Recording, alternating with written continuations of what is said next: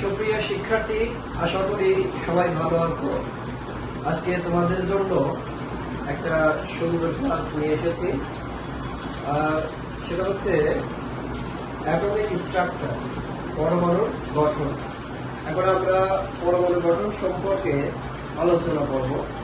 পরমাণু গঠন সম্পর্কে এখানে অনেকগুলো বিষয় সম্পর্কে তোমরা জানতে পারবে, যেমন হচ্ছে পরমাণু স্ট্রাকচার এবং পরমাণুর ইলেকট্রন বিন্যাস, পরমাণুর মধ্যে কি কি থাকে এবং সেগুলো সম্পর্কে ডিটেলস তোমরা জানতে পারবে। তাহলে আর দেরি না করে আমরা শুরু করছি। ঠিক আছে, দেখো তাহলে প্রথমেই হচ্ছে অ্যাটমিক স্ট্রাকচার। প্রথমে অ্যাটমিক স্ট্রাকচার লিখে নেই।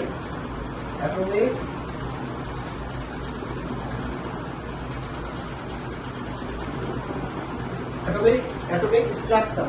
অ্যাটমিক স্ট্রাকচার মানে হচ্ছে পরমাণুর গঠন।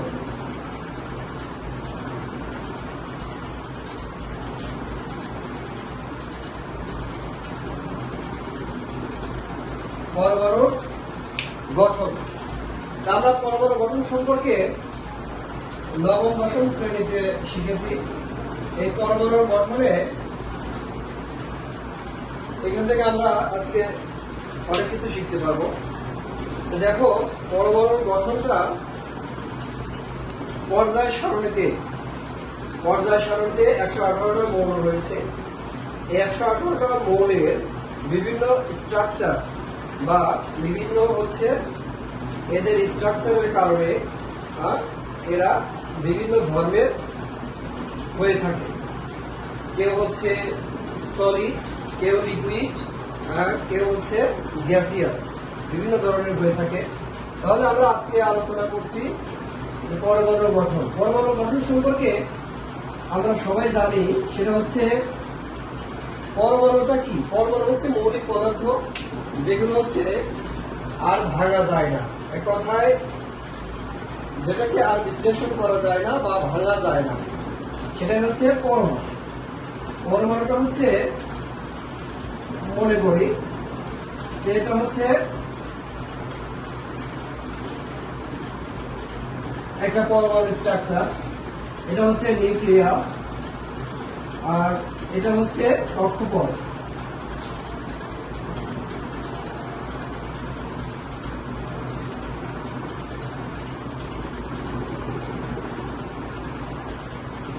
দেখো, এটা হচ্ছে নিউক্লিয়াস, এটা হচ্ছে কক্ষপথ। কে শেল বা শক্তি স্তর, কে শক্তি স্তর, তারপর হচ্ছে এল শক্তি স্তর, তারপর হচ্ছে এম শক্তি স্তর, কে এল এন, তারপর হচ্ছে এন শক্তি স্তর, কে এল এম এন। এইভাবে হচ্ছে বিভিন্ন শক্তি স্তর যুক্ত হয় একটা পরমাণুর স্ট্রাকচার। এখন আমরা জানি যে K shell, L shell, M shell, N shell, এটা হচ্ছে বিভিন্ন শক্তি স্তর নামকরণ হয়েছে। কে শেল এবং এল শেল, এম এন, বিভিন্ন শক্তি স্তরের নামকরণ করা হয়েছে। এখানে কে বলতে যখন n = 1, যখন কি n = 1, আমরা জানি এটা হচ্ছে প্রধান কোয়ান্টাম সংখ্যা, বা প্রিন্সিপাল কোয়ান্টাম নাম্বার। এই এনটা হচ্ছে প্রিন্সিপাল কোয়ান্টাম নাম্বার। আর একটা আমরা জানি এন হচ্ছে সহকারী কোয়ান্টাম নাম্বার। এটা হচ্ছে সহকারী কোয়ান্টাম নাম্বার বা সহকারী কোয়ান্টাম সংখ্যা। এন এই এনটা হচ্ছে ম্যাগনেটিক কোয়ান্টাম নাম্বার বা ম্যাগনেটিক কোয়ান্টাম সংখ্যা। এন হচ্ছে, এখানে নিচে আমরা লিখে নেই যে N = principal quantum number, principal quantum number. NAMBER principal quantum number মানে প্রধান কোয়ান্টাম সংখ্যা। N হচ্ছে অ্যাসিস্ট্যান্ট মানে সহকারী কোয়ান্টাম নাম্বার, আর M হচ্ছে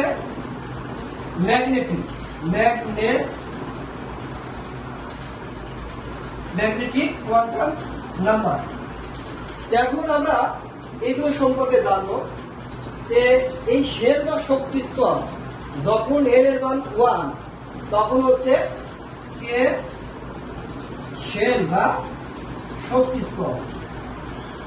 এই কে শেল বা শক্তি স্তর। যখন n এর মান 2 তখন হচ্ছে এর শক্তি স্তর বা শেল। যখন n এর মান 3 এই যে n = 3 তখন হচ্ছে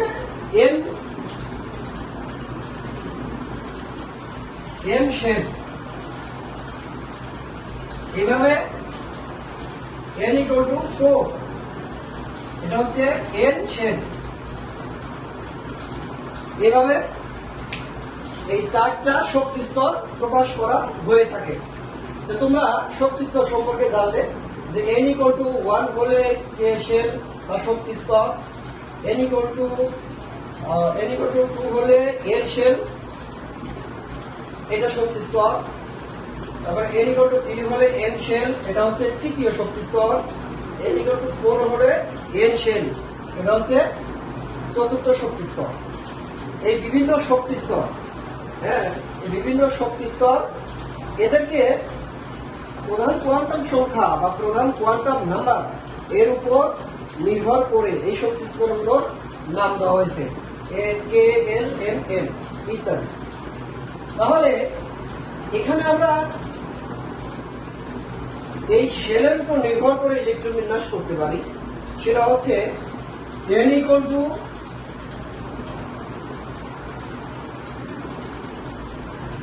1 হলে আমরা জানি কে শেল। কে শেলে প্রথমে হচ্ছে 2টা ইলেকট্রন যেতে পারে। কয়টা? 2টা ইলেকট্রন যেতে পারে। এই যে 2টা ইলেকট্রন। তারপর হচ্ছে এইভাবে n = 2 হলে l শেল। l এ হচ্ছে 8টা ইলেকট্রন যেতে পারে। কয়টা? 8টা ইলেকট্রন। 2 4 5 6 7 8 এই 8টা ইলেকট্রন যেতে পারে। তারপরে m শেলে আবার 8টা ইলেকট্রন যাবে। n শেলে 18টা ইলেকট্রন যাবে। এই n শেলে হচ্ছে কয়টা? 18টি ইলেকট্রন যাবে। এইভাবে আমরা শেলের উপর নির্ভর করে ইলেকট্রন বিন্যাস করতে পারি। এরপর থেকে আমরা শিখবো এরপরে আমরা শিখবো হচ্ছে এই বিভিন্ন কোয়ান্টাম নাম্বার এর উপর ভিত্তি করে ইলেকট্রন বিন্যাস কিভাবে আমরা করতে পারি। চলো আমরা দেখে আসি।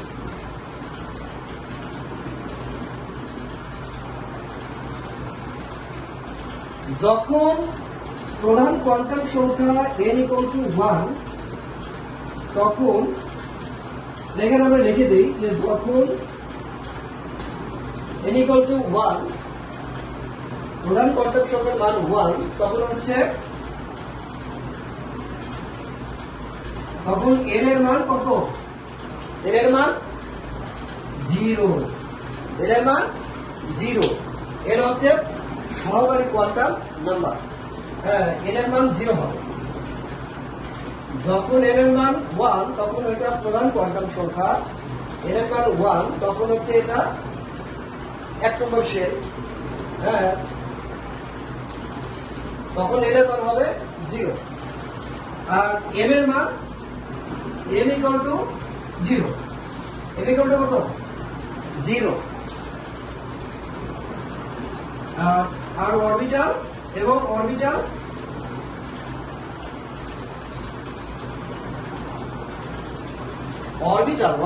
হবে কি? s orbital. আমরা জানি যে orbital s p d f, হ্যাঁ s p d f এই জি টা প্রয়োজন নেই, জিটা ইলেকট্রন যাওয়ার আগে এইগুলোতে ফিল আপ করে আমাদের সবগুলো মৌল ইলেকট্রন বিন্যাস করা যায়। সেজন্য এ পর্যন্ত আমরা রেখে দিচ্ছি। তাহলে যখন এর এর মান 1 তখন এর এর মান 0, মানে সহকারী প্রধান কোয়ান্টাম সংখ্যা। তারপর হচ্ছে এটা ম্যাগনেটিক কোয়ান্টাম সংখ্যা, এর মান 0 এবং অরবিটাল s হবে। আর আমরা জানি s অরবিটালে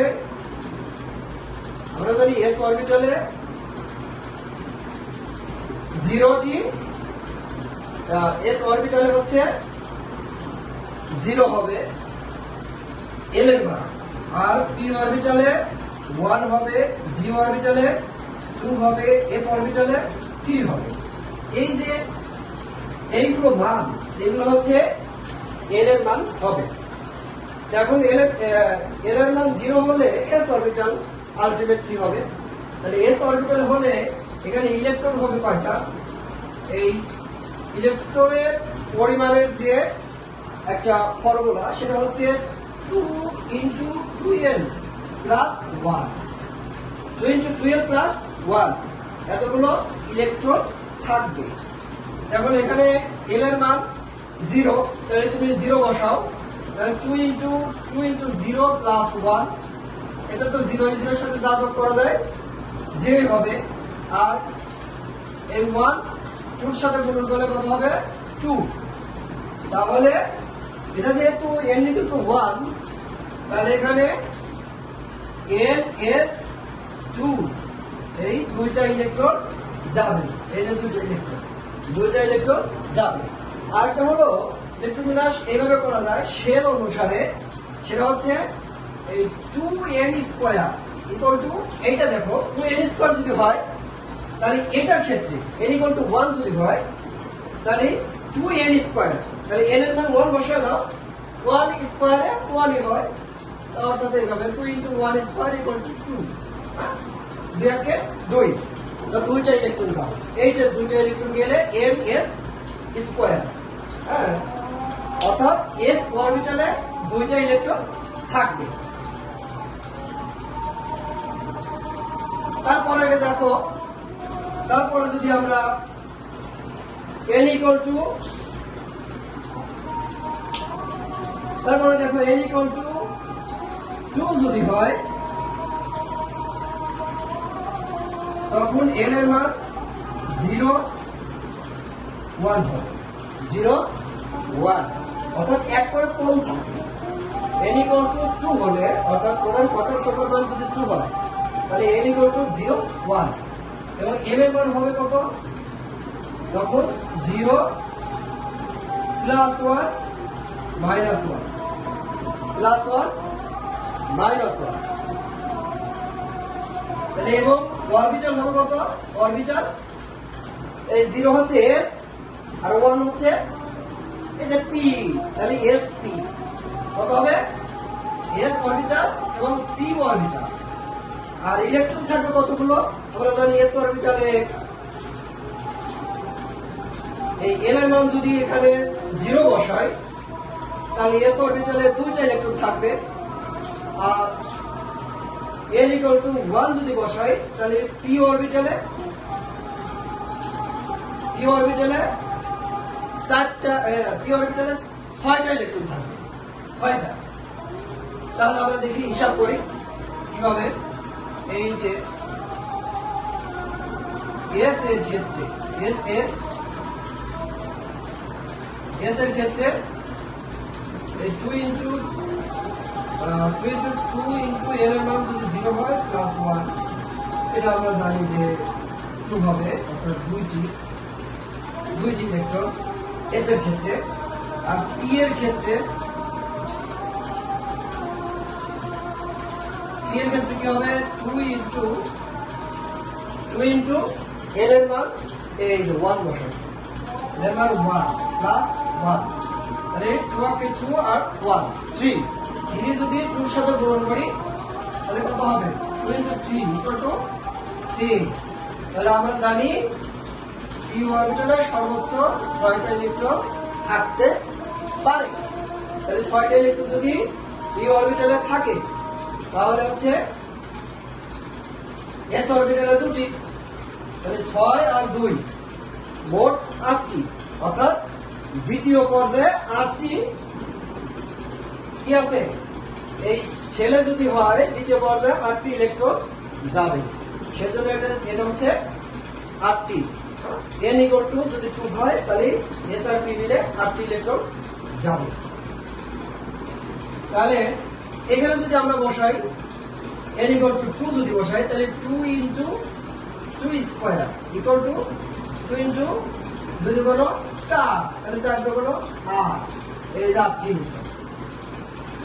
তাহলে এটা যদি কক্ষপথ বা শেলের দিক থেকে ইলেকট্রন বিন্যাস করি তাহলে এখানেও 8টি ইলেকট্রন যাবে। আর যদি কোয়ান্টাম নাম্বারের উপর বেসিস করে আমরা এটাকে বিশ্লেষণ করি তাহলে এখানে s এবং p এই দুইটা অরবিটালে 2টা আর 6টা এই 8টা ইলেকট্রন যাবে। তাহলে আসো তারপরে n ইকুয়াল টু 3 হলে কি হয়,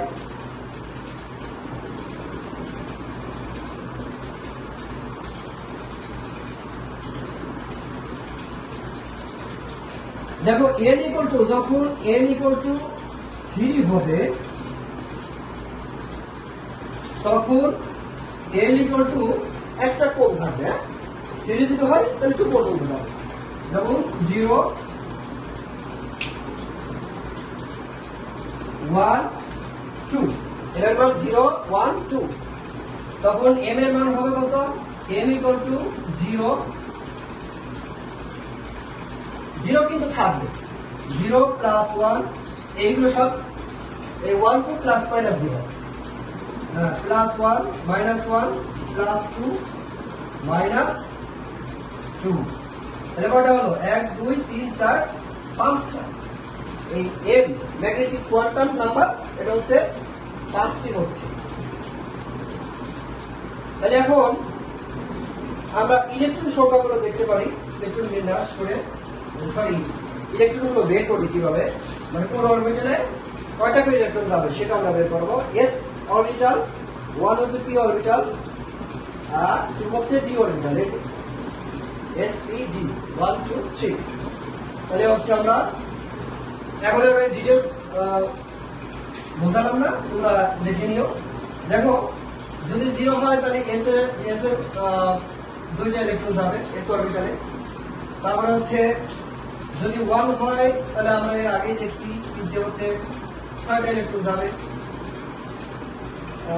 তারপর হচ্ছে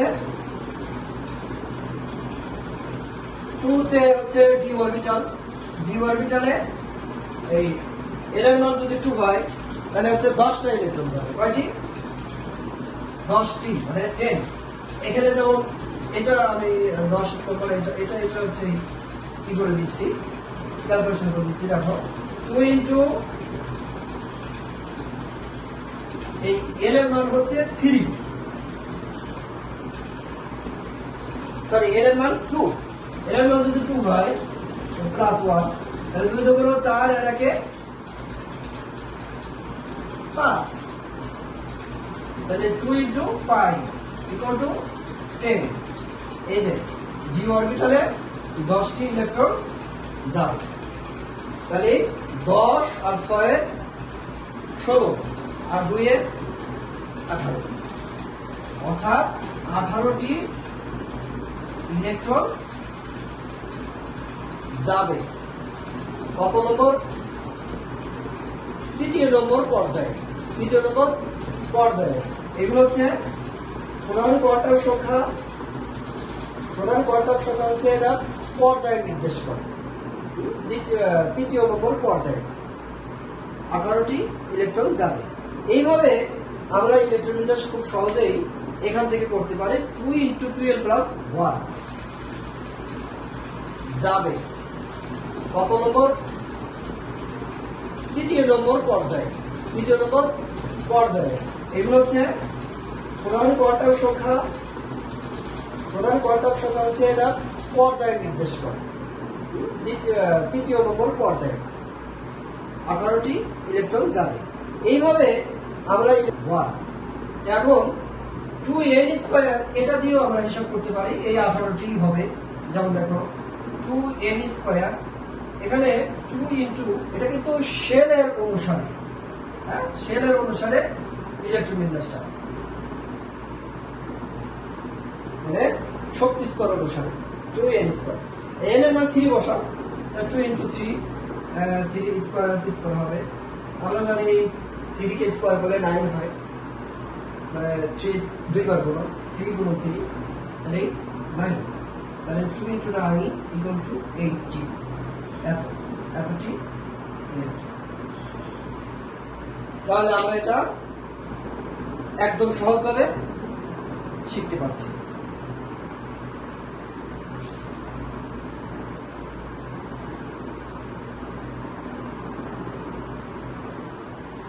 এবার আমরা একটা পরমাণু নিউক্লিয়াসে থাকে কি, একটা পরমাণু নিউক্লিয়াসে আমরা জানি যে সব সময় নিউক্লিয়াসে থাকে হচ্ছে নিউট্রন এবং প্রোটন। কি থাকে? নিউট্রন এবং প্রোটন। এটাকে ছোট হাতের n দ্বারা প্রকাশ করা হয়, নিউট্রন এবং প্রোটন। তাহলে আর কক্ষপথে এই যেগুলো দেখছো এগুলো হচ্ছে প্রত্যেকটাই কি ইলেকট্রন। ইলেকট্রনটা কোথায় থাকে? কক্ষপথে থাকে। হ্যাঁ, সামথিং 4টা ইলেকট্রন এই কক্ষপথে ইলেকট্রন থাকে। ইলেকট্রন আমরা জানি এই ইলেকট্রন কক্ষপথে থাকে, আর পরমাণু কেন্দ্রে নিউক্লিয়াসে থাকে হচ্ছে কি নিউট্রন এবং প্রোটন। এখন দেখো এই ইলেকট্রনটা হচ্ছে ঋণাত্মক চার্জ বিশিষ্ট, এর আপেক্ষিক চার্জ হচ্ছে -1, আর ইলেকট্রনের আপেক্ষিক চার্জ হচ্ছে -1, আর নিউট্রনের চার্জ 0, আর প্রোটনের চার্জ হচ্ছে +1। এটা হচ্ছে আপেক্ষিক চার্জ সংখ্যা। এখন ইলেকট্রনের ভর আছে আমরা জানি, একটা হচ্ছে চার্জ আর একটা হচ্ছে ভর। যে চার্জ যেটা এটা তো আপেক্ষিক চার্জ, আর এমনি চার্জ হচ্ছে -1.623 বা 62 গুণন 10⁻19 কুলম্ব। এই এত কুলম্ব চার্জ, একটা ইলেকট্রনের এত কুলম্ব চার্জ। আর ইলেকট্রনের ভর যেটা সেটা হচ্ছে ইলেকট্রনের ভর, এটাকে সাধারণত m দ্বারা প্রকাশ করা হয়। ইলেকট্রনের ভর হচ্ছে 9.63 গুণন, এটা সামথিং হবে 9 সামথিং গুণন 10⁻28 গ্রাম। এটা হচ্ছে ইলেকট্রনের ভর। আর এই নিউট্রন আর প্রোটনের ভর, নিউট্রন আর প্রোটনের ভর প্রায় কাছাকাছি। প্রোটনের ভর হচ্ছে 1.675 গুণন 10⁻24 গ্রাম। এটা হচ্ছে প্রোটনের ভর। আর নিউট্রনের ভর হচ্ছে 1.673 গুণন 10⁻24 গ্রাম। এবার আমরা একটা পরমাণুর মধ্যে কেন্দ্রে, পরমাণু নিউক্লিয়াসে, কেন্দ্র বলো আর নিউক্লিয়াস বলো একই কথা, পরমাণুর নিউক্লিয়াসে কি থাকে? নিউট্রন এবং প্রোটন, বা প্রোটন নিউট্রন যেটাই বলো, প্রোটন এবং নিউট্রন থাকে। আর পরমাণুর কক্ষপথে ইলেকট্রন থাকে। তাহলে ইলেকট্রনের চার্জ সম্পর্কে আমরা জানলাম, আপেক্ষিক চার্জ এবং চার্জ সম্পর্কে, এবং ভর হচ্ছে এত, ইলেকট্রনের ভর এত, আর নিউট্রনের ভর হচ্ছে এত, প্রোটনের ভর এত, এটা সম্পর্কে আমরা জানলাম। এখন দেখো এই পরমাণুর কেন্দ্রে নিউক্লিয়াসে নিউট্রন আর প্রোটন থাকে। এই নিউট্রন আর প্রোটন এটা হচ্ছে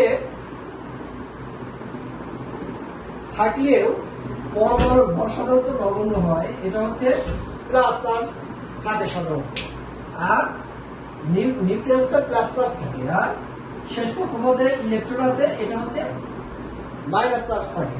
এই ইলেকট্রন আর নিউক্লিয়াসের প্রোটন এই দুটার মধ্যে একটা প্রবল আকর্ষণ কাজ করে। এখানে কক্ষপথের উপর এটা মেসেজ করে বা নির্ভর করে। কক্ষপথ যদি কম থাকে, শেষ কক্ষপথে যদি ইলেকট্রন বেশি থাকে তাহলে আকর্ষণটা বেশি হয়, আর কক্ষপথ যদি বেশি থাকে, শেষ কক্ষপথে যদি ইলেকট্রন কম থাকে তাহলে কেন্দ্রের সাথে বা নিউক্লিয়াসের সাথে আকর্ষণ কম হবে।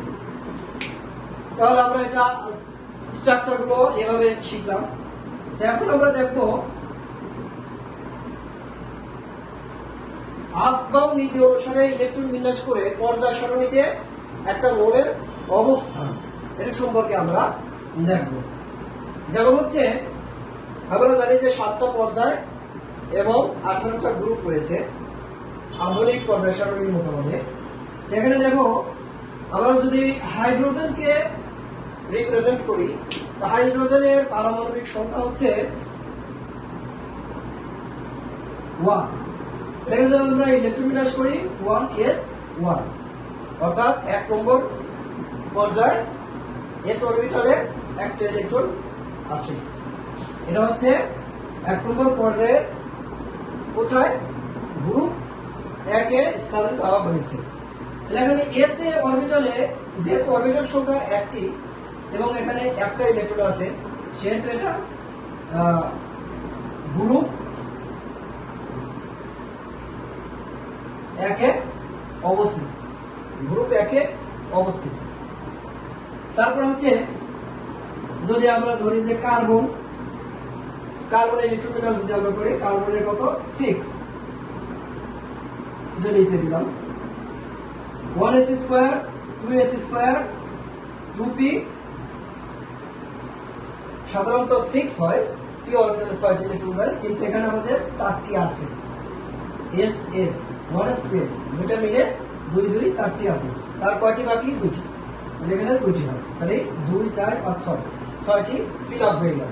এখানে দেখো s আর p মিলে 2 2 4টা ইলেকট্রন আছে। এখন কথা হলো এই যে 4টা ইলেকট্রন আছে, এখন আমরা কিভাবে কোন গ্রুপে, এটা তো আমরা আলটিমেটলি বুঝবো যে এটা পর্যায় হচ্ছে, সরি এখানে 2p হবে, 1s2 2s2 2p 2। তাহলে আমরা কিন্তু এখানে আলটিমেটলি জানি যে হচ্ছে এটা এই 2p, যেহেতু 2p এর পাশে 2 আছে, যেহেতু n = 2 হবে, অর্থাৎ পর্যায় সংখ্যা 2। দ্বিতীয় পর্যায়ে কার্বন আছে, যেমন এখানে দ্বিতীয় পর্যায়ে আছে হচ্ছে লিথিয়াম আছে, হাইড্রোজেন লিথিয়াম, তারপরে হচ্ছে লিথিয়ামের পরে আছে কি বেরিলিয়াম, তারপরে হচ্ছে এখানে ওইদিকে গ্রুপে আছে হচ্ছে তোমার বোরন আছে, কার্বন আছে, নাইট্রোজেন, অক্সিজেন, নাইট্রোজেন আছে, তারপর হচ্ছে সালফার আছে, ওইদিকে আছে। এবার আমরা গ্রুপ সংখ্যা কিভাবে নির্ণয় করবো? এখানে দেখো s p, আমরা জানি s p অরবিটাল, এই দুইটা অরবিটাল যদি থাকে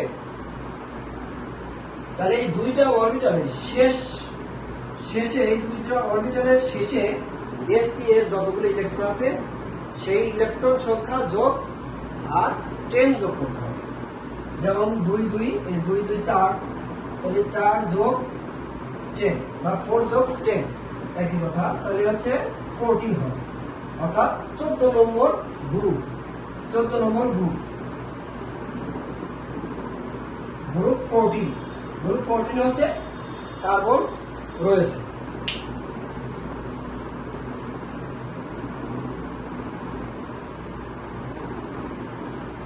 এখন আরেকটা দেখো, যেমন হচ্ছে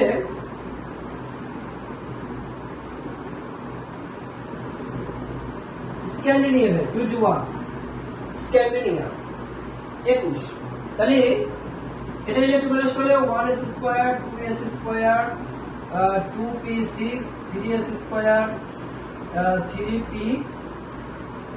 কত হয় 2 4 10 12 18, 1s2 2s2 2p6 3s2 3p6 3d4s, তাহলে এখানে 10 12 18, আর যদি 10 হয় 18 10 এ 28 বেশি হয়ে যাচ্ছে, সেজন্য এখানে ধরো 2 দিলাম, তাহলে কত হচ্ছে 20, এখানে 1 দিলাম। 1s square 2s square 2p6 3s square 3p6 3d 10 হওয়ার কথা, কিন্তু ইলেকট্রন কম আছে, মানে পারমাণবিক সংখ্যা কম আছে, সেজন্য হচ্ছে 3d 1 দিয়ে 4s স্কয়ার, তাহলে হচ্ছে এই d আর s লাস্টে কক্ষপথে আছে, d আর s আছে, অর্থাৎ d অরবিটাল এবং s অরবিটাল। d অরবিটাল আছে একটি আর s অরবিটালে দুইটি, তাহলে 2 আর 1 3, তাহলে এটা গ্রুপ হচ্ছে 3 নম্বর গ্রুপে স্ক্যান্ডিনেভিয়াম অবস্থিত। যেমন হচ্ছে ডি ব্লক মৌলগুলো, এগুলো scandium, titanium, vanadium, chromium, manganese, iron, cobalt, nickel, copper, zinc, এই যে 10টা, এবং তার নিচের মৌলগুলো হচ্ছে ডি ব্লক মৌল। এভাবে আমরা ইলেকট্রন বিন্যাস করে পর্যায় সারণীতে একটা মৌলের অবস্থান নির্ণয় করতে পারি। এখানে 4s যেহেতু, তাহলে চতুর্থ পর্যায় হবে, চতুর্থ পর্যায়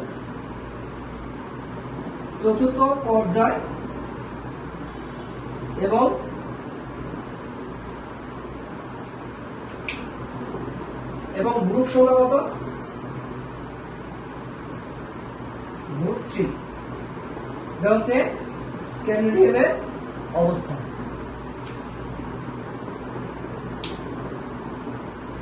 দেখো এই স্ক্যান্ডিনেভিয়ামটা কিন্তু অবস্থান্তরমূলক। কেন অবস্থান্তরমূলক? দেখো এই শেষ কক্ষপথে ইলেকট্রনটা ডি অরবিটালে গেছে, সেজন্য এটা ডি অরবিটাল, এবং আমরা জানি n-1 into D to the power 1 to 9, এটা হচ্ছে 1 থেকে 9 পর্যন্ত ইলেকট্রন যদি যায়, 1 থেকে 9 পর্যন্ত যদি ইলেকট্রন যায়, তাহলে কিন্তু এটা অবস্থান্তরমূলক হবে। কিভাবে অবস্থান্তরমূলক? সুস্থিত আয়নে। এখন স্ক্যান্ডিনেভিয়াম 2+ যদি হয়, তাহলে দুইটা ইলেকট্রন ছেড়ে দিয়ে ধনাত্মক আয়নে পরিণত হয়েছে। ছেড়ে দিবে কোনটা? এই যে 4s স্কয়ার, এই দুইটা ইলেকট্রন ছেড়ে দিলে কি হবে? 3d1, অর্থাৎ এটা হচ্ছে আমাদের এই অ্যাকসেপ্টেন্স ক্রাইটেরিয়ার মধ্যে পড়ে যায়। হ্যাঁ, এটা হচ্ছে n-1 into D to the power 1 to 9, এতটি ইলেকট্রন থাকবে। এখানে দেখো ডি টু দি পাওয়ার 1 একটা ইলেকট্রন, তাহলে এটা হচ্ছে অবস্থান্তরমূলক হওয়ার যে শর্তগুলো সেটা পূরণ করছে, সেজন্য স্ক্যান্ডিনেভিয়াম হচ্ছে অবস্থান্তরমূলক। সেই সাথে আমাদের অবস্থান্তরমূলক সম্পর্কেও একটু ধারণা হয়ে গেল। এবার কিছু ব্যতিক্রমী ইলেকট্রন বিন্যাস আছে, যেমন হচ্ছে copper 29, chromium 24,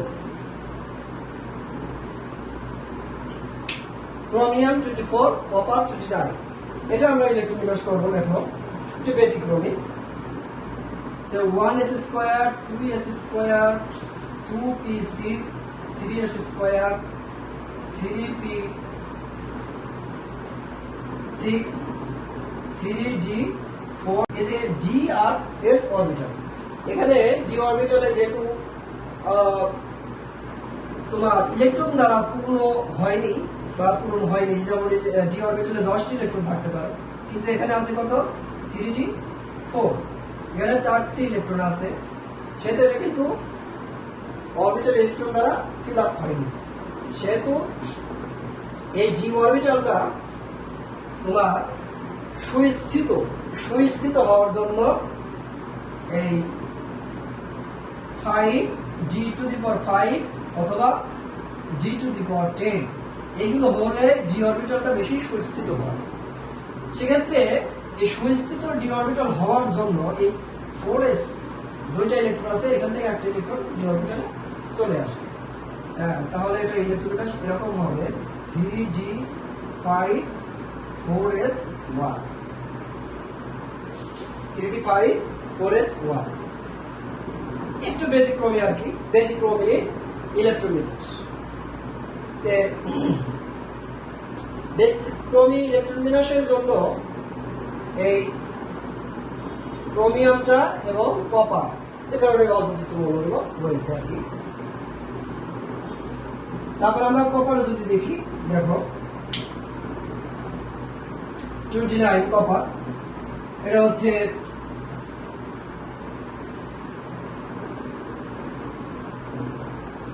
one s square, 2s square, 2p6, 3s square, 3p6, 3g, 4s। এখানে দেখো 29টা, যেহেতু এখানে যদি 2 দেই তাহলে 10টা 20 হয়ে যাচ্ছে। 60 6 10 আর 2 12 18 20, এটা 29 যেহেতু যে 9। তাহলে দেখো এই যে আমি আগেই বলেছি যে জি অরবিটালটা সুস্থিত হওয়ার জন্য এটা নাই 5 এবং নাই 10। এই 5 এবং 10 নাই অর্ধপূর্ণ নাই পূর্ণ, এটা হলে জি অরবিটাল সুস্থিত হয়, জি অরবিটালটি সুস্থিত হয়। এই এখানে পূর্ণ হওয়ার জন্য কি করলে পূর্ণ হয় তোমরা কিন্তু এটা থেকে আগে শিখে ফেলেছো। 3g এটা হচ্ছে 9 যদি হয়, এখান থেকে 1 এখানে আসবে, তাহলে 10, 3g 10 আর 4s 1 এইটা। তাহলে এখানে কিন্তু এই কপারের ইলেকট্রোবিন্যাসে আমরা দেখতে পাচ্ছি যে 3g 10 অর্থাৎ একদম পূর্ণ থাকে, ইলেকট্রন দ্বারা জি অরবিটালটি পূর্ণ থাকে এবং 4s এ 1 থাকে, একটা ইলেকট্রন থাকে। সেজন্য কিন্তু এই কপার এটা কিন্তু +1 হতে পারে, তারপরে হচ্ছে কপার +2 হতে পারে। হ্যাঁ, +2 সাধারণত এই জিরো এর উপরে নির্ভর করে না। কপার হচ্ছে +2 এর সুস্থিত আয়নে এই সেই অবস্থান্তর হলো এই 3d বা d অরবিটাল 1 থেকে 9টা ইলেকট্রন দ্বারা পূর্ণ থাকে কপার সুস্থিত আয়নে, সেজন্য এটা অবস্থান্তর মৌল।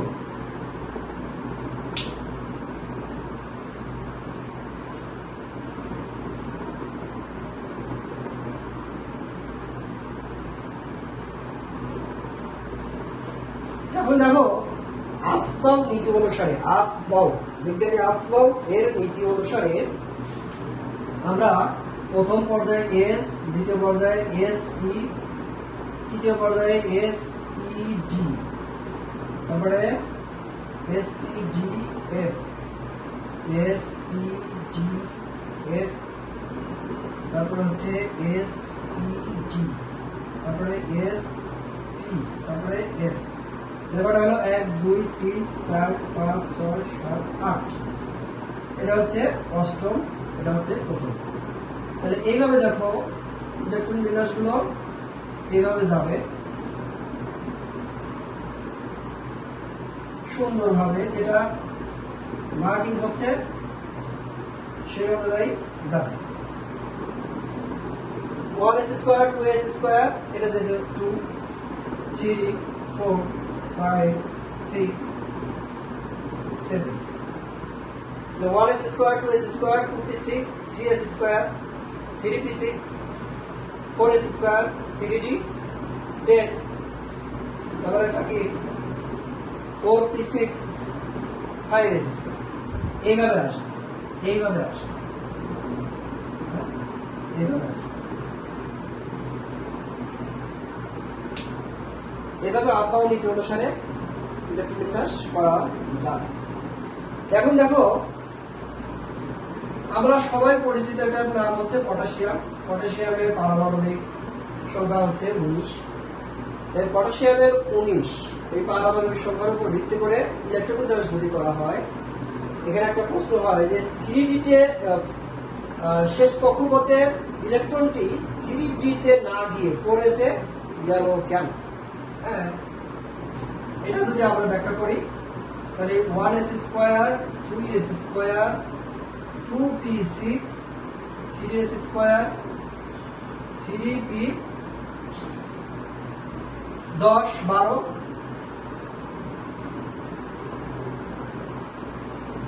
18 3p 1 square 2 square 2p6 3 square 3p6 3g এখানে হচ্ছে 3d তে না গিয়ে 4s 4s 1 2 4 6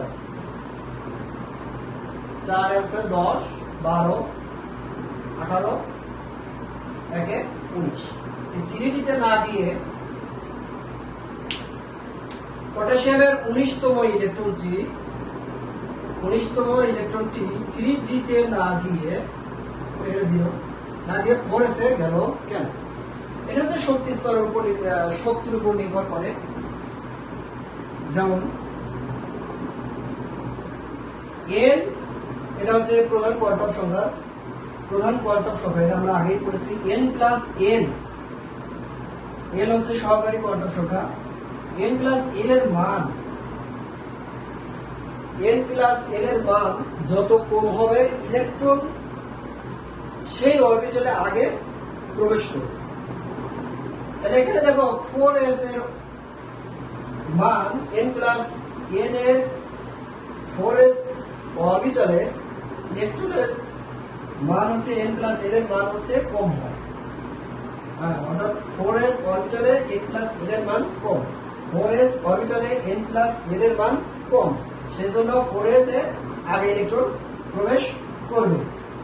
যেমন আমরা দেখি 4s এ কত হয় n প্লাস n এর মান, এই 4s এটা হচ্ছে পর্যায়, n এর মান 4, s হচ্ছে অরবিটাল, s অরবিটাল আমরা জানি 0, কত 0। তাহলে n এর মান 4, n এর মান 0।